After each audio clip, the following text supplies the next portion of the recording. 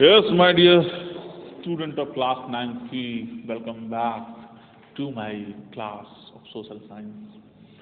And our today's topic is wildlife. Wildlife का मतलब जंगली जीवन. What is जंगली जीवन? India is rich in its fauna. Fauna means the vegetation, species, plants, whomsoever animals and plants which live in the forest. Which live in the forest. So first point है आपका elephants are found in the hot bat forest. Elephants जो हैं वो पाए जाते हैं कहाँ पर? हॉट बैट फॉरेस्ट में, मतलब जहाँ पर बारिश भी होती है और गर्मी भी रहती है ना, ऑफ असम में, Karnataka and Kerala. It means elephants are the species और the animals which are found in hot bat forest of Assam and Karnataka and Kerala. One horn rhinoceros are found in Assam and West Bengal. One horn, जिसका एक हॉर्न होता है ना राइनोसोरस का, वो पाया जाता है असम में और वेस्ट बंगाल में. रन ऑफ कच्छ प्लेस है, is the habitat for wild ass. Run of Kutch है, वहाँ पर रहते हैं वाइल्ड एस, जंगली घोड़े, जंगली. वेयर एज जबकि Thar desert is the habitat of camels, जबकि थार डेजर्ट में कैमल्स रहते हैं. The natural habitat of the Indian lion, जो इंडियन लॉयन है उनका जो नेचुरल हैबिटेट है वो है आपका गिर फॉरेस्ट. क्या है? Gir forest which is found in Gujarat, which is found in Gujarat. Tigers are found in forest of Madhya Pradesh. Tigers जो हैं वो पाए जाते हैं मध्य प्रदेश के जंगलों में. And the Sundarbans of West Bengal, और सुंदरबन ऑफ वेस्ट बंगाल मतलब डेल्टा रीजन है ये. एंड द हिमालयन रीजन्स में भी पाए जाते हैं. Ladakh freezing high altitude, Ladakh की फ्रीजिंग हाई एल्टीट्यूड मतलब जहाँ पर जमा देने वाली ठंड होती है. आर होम ऑफ याक, वहाँ पर कौन रहते हैं? याक हो गया. सेगी हॉर्न, गंदे से दिखने वाले हॉर्न वाइल्ड ऑक्स होते हैं. तिब्बतन एंटीलोप एंड वारल मतलब ब्लू सीप होते हैं, भेड़ भी पाई जाती हैं. वाइल्ड सीप भी पाई जाती हैं. And the kiang, that is Tibetan wild ass है. All of the animals which are found in extreme cold regions of Ladakh. Number 7 point है आपका, in the rivers, lakes and coastal areas. rivers में, lakes में, coastal areas में turtles पाए जाते हैं. क्या turtle means? कछुए, crocodiles पाए जाते हैं and gharials are found. Clear? घड़ियाल is a category of alligator. Peacocks, peasants, ducks, parakeets, cranes and pigeons are some of the birds. ये कुछ ऐसी चिड़ियाँ हैं जो inhabit होती हैं, कहाँ पर पाई जाती हैं? Forests and wetlands of the country. Cause of major threat to flora and fauna. अब देखिए क्या ऐसी चीज़ें हैं जिनकी वजह से ये कम होते जा रहे हैं या फिर उनको threat है, मतलब खत्म होने का खतरा है, खत्म होने का फ्लोरा एंड फोना के लिए. Every species has an important role in ecosystem. देखिए इकोसिस्टम में हर एक स्पीसीज का अपना इंपॉर्टेंस है. They all should be in the balanced.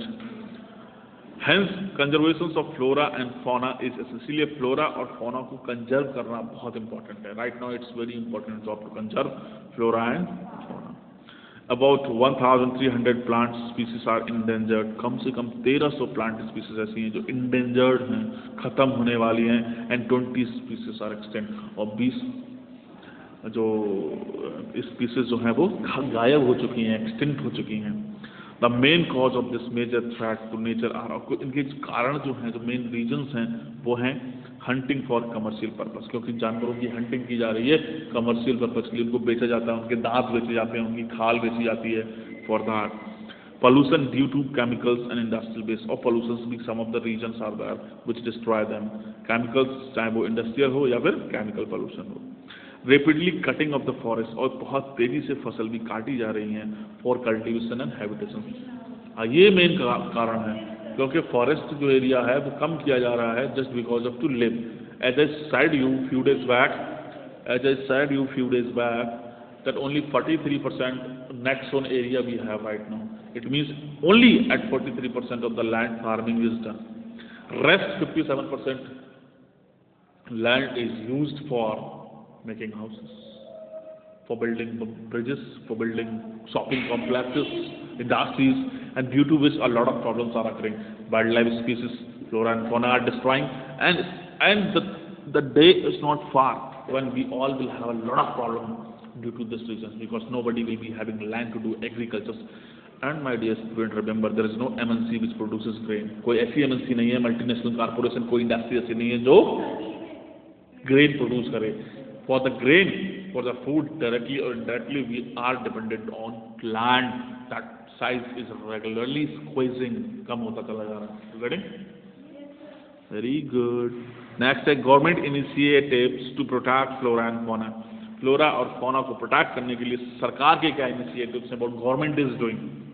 Number 1, the government has taken the many steps to protect the flora and fauna of our country. इसमें से number 1 है आपका 18 बायोस्फीयर रिजर्व्स. 18 बायोस्फीयर रिजर्व्स बनाए गए हैं, have been set up in India, setup किए गए भारत में to protect flora and fauna. Flora और फौना को प्रोटेक्ट करने के लिए 10 out of these have been included the world network of biosphere reserves.